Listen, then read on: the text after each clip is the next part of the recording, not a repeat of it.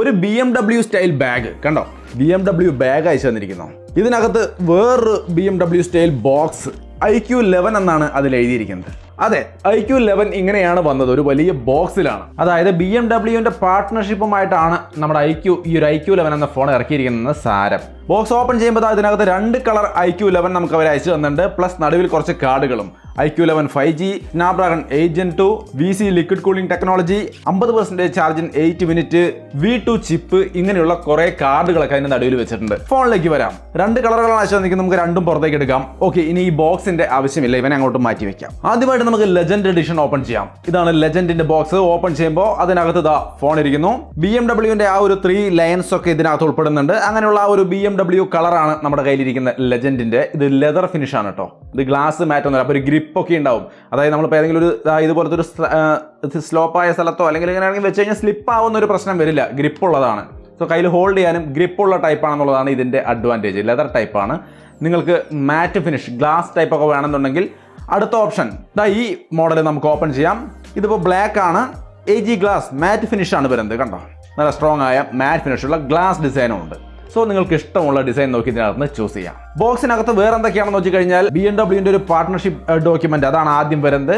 അത് കഴിഞ്ഞാൽ യൂഷ്വൽ ആയിട്ടുള്ള ഡോക്യുമെന്റേഷനും സിം ടൂളും കേസും ഒക്കെ അടങ്ങുന്ന ഒരു സെറ്റ്, അതാണ് ഇരിക്കുന്നത്. അത് കഴിഞ്ഞാൽ നമുക്ക് ചാർജർ കാണാം. 120 വാട്ടിന്റെ ഫാസ്റ്റ് ചാർജറാണ് ഇരിക്കുന്നത്. Type-C കേബിൾ ഉണ്ട്, അതിനകത്തൊരു 3.5mm അഡാപ്റ്ററും ഇരിക്കുന്നുണ്ട്. സോ ഇത്രയും കാര്യങ്ങളാണ് ബോക്സിനകത്ത്. നമുക്കതൊക്കെ മാറ്റി വെക്കാം, ഫോണിലേക്ക് വരാം. സോ അപ്പോൾ 2 കളർ iQOO 11 നമ്മുടെ കയ്യിൽ കിട്ടിയിരിക്കുകയാണ്. ഈ ഫോണുകളെ കുറിച്ച് പറയുന്നതിന് മുമ്പ് iQOO വിവോയുടെ സബ് ബ്രാൻഡാണ്, നമുക്കറിയാം. പ്രീമിയം ഡിവൈസുകളാണ് iQOO എന്ന ബ്രാൻഡിന്റെ കീഴിൽ വിവോ ഇറക്കിക്കൊണ്ടിരിക്കുന്നത്. അതേപോലെ തന്നെ വിവോയുടെ സർവീസ് സെന്ററുകൾ 650-ലധികം സർവീസ് സെന്ററുകളുണ്ട്, അവിടെയൊക്കെ ഇതിന്റെ സർവീസ് കിട്ടും. ഇനി ഈ ഫോണിന്റെ ഓരോ ഘടകങ്ങളായിട്ട് നമുക്ക് പരിശോധിക്കാം. ആദ്യമായിട്ട് ഇതിന്റെ ഡിസ്പ്ലേ 6.78 ഇഞ്ച് വരുന്ന 144 ഹെർട്സിന്റെ റീഫ്രഷ് ആയിട്ടുള്ള 2K E6 AMOLED display. India's first flagship screen എന്നാണ് ഇതിനെ പറയുന്നത്. 1440 ഹെർട്സിന്റെ ഹൈ ഫ്രീക്വൻസി PWM ഡിമ്മിംഗ് കൺട്രോളും വരുന്നുണ്ട്. അതായത് കണ്ണിന്റെ സ്ട്രെയിനും മറ്റും കുറയ്ക്കാനുള്ള സംവിധാനങ്ങൾ. HDR10+ സർട്ടിഫിക്കേഷൻ വരുന്നുണ്ട്. കോണിംഗ് ഗോറില്ല ഗ്ലാസ് വിക്ടസിന്റെ പ്രൊട്ടക്ഷൻ കൊടുത്തിട്ടുണ്ട്. 1200 ഹെർട്സിന്റെ ഇൻസ്റ്റാന്റ് ടച്ച് സാമ്പിളിംഗ് റേറ്റും 300 ഹെർട്സിന്റെ ടച്ച് സാമ്പിളിംഗ് റേറ്റും ഉൾപ്പെടുന്നുണ്ട്. Optical in display finger print sensor ആണ് വരുന്നത്. നല്ല നൈസ് ആയിട്ട് പെർഫോം ചെയ്യുന്നത് നിങ്ങൾക്ക് ഇവിടെ കാണാം. കണ്ടോ, സൺലൈറ്റ് വിസിബിലിറ്റിയും കാര്യങ്ങളൊക്കെ ഓക്കെയാണ്. ഞാൻ യൂസ് ചെയ്തിടത്തോളം കൊണ്ട് ഒരു ഇഷ്യൂസും ഇല്ല. പക്ഷെ ഒരു കാര്യം നിങ്ങൾ ചിലപ്പോൾ നോട്ടീസ് ചെയ്തിട്ടുണ്ടാകും, ഈ ഒരു റേഞ്ചിൽ വന്നിട്ടും ഒരു കർവ്ഡ് ഡിസ്പ്ലേ ഒന്നും ഇല്ലല്ലോ എന്ന്. അല്ലേ, കർവ്ഡ് ഡിസ്പ്ലേ ഇല്ലല്ലോ എന്നുള്ളതൊരു കംപ്ലൈൻ്റ് ആയിട്ട് ഇപ്പോൾ പറയാൻ പാടില്ല. കാരണം കഴിഞ്ഞ ദിവസം ഞാനൊരു കർവ്ഡ് ഡിസ്പ്ലേ എനിക്ക് ഇഷ്ടമാണെന്ന് പറഞ്ഞപ്പോൾ കുറേ സുഹൃത്തുക്കൾ പറയുന്നുണ്ടായിരുന്നു, ഇതിന് കർവ്ഡ് ഡിസ്പ്ലേ ആണെങ്കിൽ ടെമ്പേർഡ് ഗ്ലാസ് ഒക്കെ കിട്ടാൻ ബുദ്ധിമുട്ടായിരിക്കും, അത് കംപ്ലൈൻറ്റ് വന്നാൽ അതിന് എക്സ്പെൻസ് കൂടുതലാണ്, കയ്യിൽ പിടിക്കുമ്പോൾ സ്ലിപ്പറി ആയിരിക്കും, അങ്ങനെയുള്ള കുറേ കംപ്ലൈൻറ്റുകൾ ഇതിന് പറയപ്പെടുന്നുണ്ട് ഈ കർവ്ഡ് ഡിസ്പ്ലേക്ക്. സോ അതുകൊണ്ട് തന്നെ ഇത് നിങ്ങളുടെ ചോയ്സ് ആണ്. ഇതെന്തായാലും ഫ്ലാറ്റ് ഡിസ്പ്ലേ ആണ്. ഡിസ്പ്ലേ ക്വാളിറ്റിയിലും വിസിബിലിറ്റിയിലൊന്നും ഒരു ഇഷ്യൂ ഇല്ല. യൂട്യൂബിലൊക്കെ 4K HDR എല്ലാം നമുക്ക് നൈസായിട്ട് കാണാം. നെറ്റ്ഫ്ലിക്സിൽ നിങ്ങൾക്ക് കാണാം. വൈഡ് ബാൻഡ് 11 സർട്ടിഫിക്കേഷൻ ഉണ്ട്, HDR10 ഉണ്ട്, ഡോൾബി വിഷൻ കാണാനില്ല. സോ അപ്പോൾ അങ്ങനെ ഒരു കാര്യമുണ്ട് കേട്ടോ. സോ അപ്പോൾ എന്തായാലും മൊത്തത്തിൽ ബാക്കി എല്ലാം കൊണ്ടും ഡിസ്പ്ലേ ക്വാളിറ്റി അടിപൊളിയാണ്. ഇനി ഇതിന്റെ പെർഫോമൻസിലേക്ക് വന്നു കഴിഞ്ഞാൽ Snapdragon 8 Gen 2 പ്രൊസസ്സറാണ്. അതിൻ്റെ ഒപ്പം തന്നെ LPDDR5X RAM ഉണ്ട്, UFS 4.0 സ്റ്റോറേജ് വരുന്നുണ്ട്, എക്സ്റ്റൻഡഡ് RAM 3.0 സപ്പോർട്ട് ചെയ്യുന്നുണ്ട്. അതായത് 16GB റാമിന്റെ ഫോൺ എടുത്താൽ നിങ്ങൾക്ക് വേണമെങ്കിൽ 8GB കൂടി ആഡ് ചെയ്യാം സ്റ്റോറേജിന്. അങ്ങനെ നിങ്ങൾക്ക് 24GB RAM ഉള്ള ഫോണായിട്ട് ഉപയോഗിക്കാം. ഓവറോൾ പെർഫോമൻസിൽ വേറെ ലാഗും കാര്യങ്ങളൊന്നുമില്ല. നിങ്ങൾക്ക് ഇവിടെ കാണുന്ന പോലെ വളരെ നൈസായിട്ട് സ്മൂത്ത് ആയിട്ട് വർക്ക് ചെയ്യുന്നുണ്ട്. എന്തായാലും ഇതിന്റെ UI ഭയങ്കരമായിട്ട് ഇമ്പ്രൂവ് ആയെന്ന് പറയാം. ഫൺ ടച്ച് OS 13 ആണ് വരുന്നത്. അതും Android 13 ബേസ്ഡ് തന്നെയാണ്. സോ ലേറ്റസ്റ്റ് സംവിധാനമാണ്. അത് തന്നെ വളരെ നൈസായിട്ട് വർക്ക് ചെയ്യുന്നുണ്ട്. നിങ്ങൾക്ക് ഇതിന്റെ കളറും കാര്യങ്ങളും ഒക്കെ വേണമെങ്കിൽ ഇതാ ഇവിടെ കാണുന്ന പോലെ കസ്റ്റമൈസ് ചെയ്യാം. കുറച്ച് ബ്ലോട്ട് വയേഴ്സ് ഒക്കെ കാണുന്നുണ്ട്, അതൊക്കെ അൺഇൻസ്റ്റാൾ ചെയ്ത് കളയാവുന്ന അവസ്ഥയൊക്കെ ഉണ്ട്. ഞാനിവിടെ അൺഇൻസ്റ്റാൾ ചെയ്യാൻ ശ്രമിക്കുന്നത് നിങ്ങൾക്ക് കാണാം. അൺഇൻസ്റ്റാൾ ചെയ്ത് കളയാം. നമ്മുടെ യൂട്യൂബ് പ്രീമിയം ഒക്കെ നമ്മൾ വർക്ക് ചെയ്യിപ്പിക്കുമ്പോൾ യൂട്യൂബ് മ്യൂസിക് ഒക്കെ പ്ലേ ചെയ്യുമ്പോൾ അതിൻ്റെ ലോക്ക് സ്ക്രീനിൽ ഇങ്ങനെ അതിൻ്റെ ഒരു ഷോ ഒക്കെ നടക്കുന്നുണ്ട്. അപ്പോൾ നിങ്ങൾക്ക് ഇവിടെ തന്നെ അതൊക്കെ കൺട്രോൾ ചെയ്യാൻ സാധിക്കും. സോ UIയിലേക്ക് വരുമ്പോൾ ഒരുപാട് അഡ്വാൻസ്ഡ് ആയ ഫീച്ചറുകൾ അവർ ഉൾപ്പെടുത്തിയിട്ടുണ്ട്. അതെന്തായാലും നന്നായി, ഒരുപാട് ഇമ്പ്രൂവ് ആയി എന്ന് പറയാം. 3 വർഷത്തെ ആൻഡ്രോയിഡ് അപ്ഡേറ്റ് ആണ് ഇവർ പറയുന്നത്. ഒപ്പം തന്നെ 4 വർഷത്തെ സെക്യൂരിറ്റി അപ്ഡേറ്റ് തരുമെന്ന് പറയുന്നുണ്ട്. അതും നല്ല കാര്യം തന്നെ. ഇതിന്റെ ഒരു ഓവർവ്യൂ നോക്കിയാൽ താഴെ ഡുവൽ നാനോ സിം ആണ് സപ്പോർട്ട് ചെയ്യുന്നത്. മെമ്മറി കാർഡിന്റെ സപ്പോർട്ട് വരുന്നില്ല. Main microphone Type-C port, speaker grill, right സൈഡിൽ power button, volume button, top സൈഡിൽ IR സെൻസറും നോയ്സ് ക്യാൻസലിംഗ് മൈക്രോഫോണും. ടോട്ടലി നല്ല ക്വാളിറ്റി ഒരു ഡുവൽ സ്റ്റീരിയോ സ്പീക്കർ സെറ്റപ്പ് ഒക്കെ ഇതിനകത്തുണ്ട്. സൗണ്ട് ക്വാളിറ്റി നിങ്ങൾക്ക് ജസ്റ്റ് ഒന്ന് കേട്ട് നോക്കാം.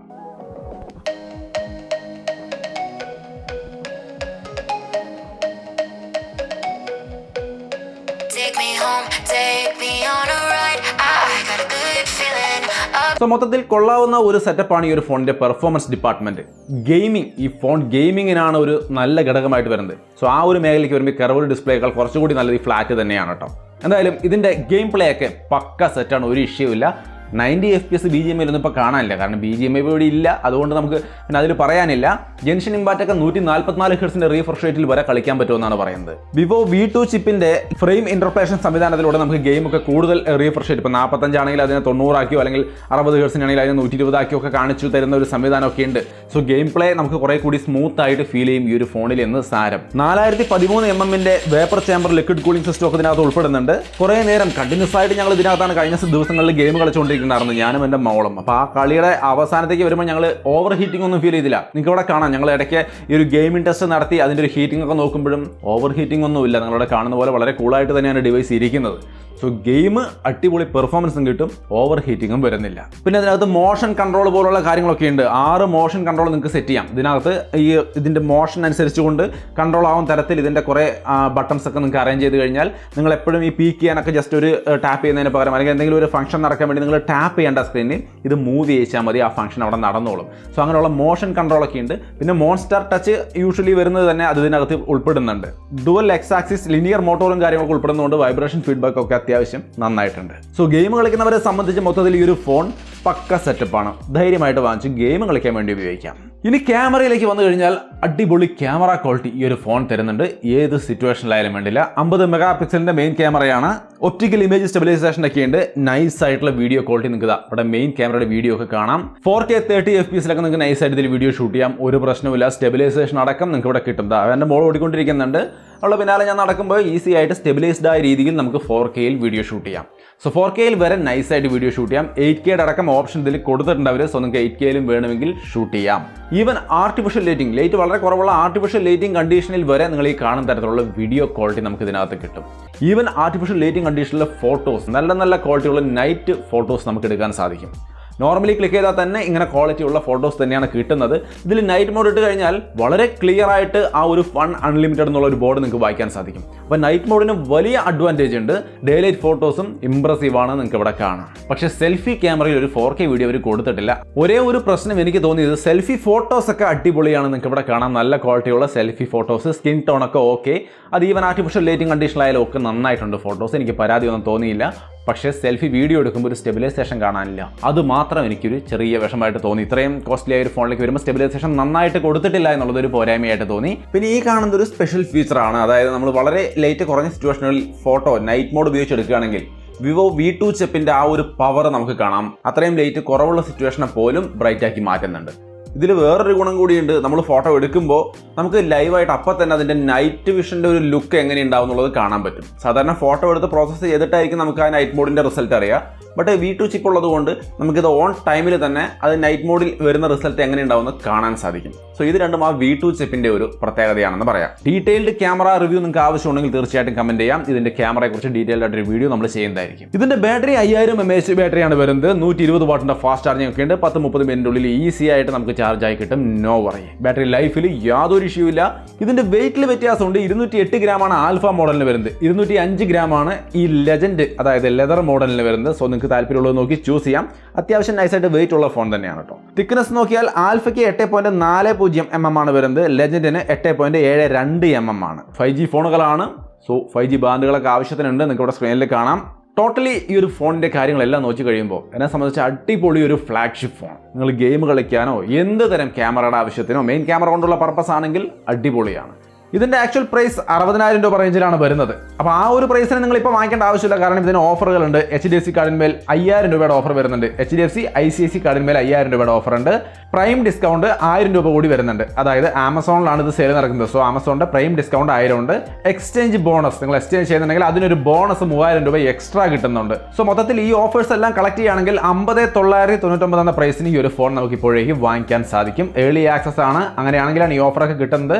അല്ലാത്ത സാഹചര്യങ്ങളും ഓഫറുകളുണ്ട്. നിങ്ങൾക്ക് ഇവിടെ കാണാം സ്ക്രീനിൽ. ഈ ഒരു Snapdragon 8 Gen 2 എന്നൊക്കെ പറഞ്ഞുകൊണ്ട് ഇത്രയും പവർഫുൾ ആയ ഒരു ആൻഡ്രോയിഡ് ഫോൺ ഈ ഒരു പ്രൈസിനെന്ന് പറയുമ്പോൾ തീർച്ചയായിട്ടും ഒരു നല്ല ഓപ്ഷൻ ആയിട്ടാണ് എനിക്ക് തോന്നിയത്. പിന്നെ iQOOനെ കുറിച്ച് എക്സ്ക്ലൂസീവ് ആയിട്ടുള്ള കണ്ടന്റുകൾ, ഇൻഫർമേഷൻസ് ഒക്കെ നിങ്ങൾക്ക് ആദ്യം തന്നെ കിട്ടണമെന്നുണ്ടെങ്കിൽ ഇവരുടെ iQOO കമ്മ്യൂണിറ്റി ഒക്കെ ഉണ്ട് കേട്ടോ. അപ്പോൾ വേണമെങ്കിൽ അതൊക്കെ ചെക്ക് ചെയ്യാം. ലിങ്ക് ഞാൻ ഫസ്റ്റ് കമന്റിൽ കൊടുക്കാം, അല്ലെങ്കിൽ ഡിസ്ക്രിപ്ഷനിൽ കൊടുക്കാം. ചെക്ക് ചെയ്ത് നോക്കിക്കോളൂ. പർച്ചേസ് ചെയ്യാനുള്ള ലിങ്കും ഡിസ്ക്രിപ്ഷനിലുണ്ട്. സോ അത്രയുമാണ് iQOO 11 കുറിച്ച് എനിക്ക് പറയാനുള്ളത്. രണ്ടായാലും ഞങ്ങൾ ഉപയോഗിച്ചതിൽ ഞാൻ ഇംപ്രസ്ഡ് ആണ്. വീഡിയോ ഇഷ്ടപ്പെട്ടാൽ ലൈക്ക് ചെയ്യാനും ഷെയർ ചെയ്യാനും മറക്കണ്ട. വീണ്ടും ഒരു വീഡിയോ ആയിട്ട് കാണാം. ബൈ.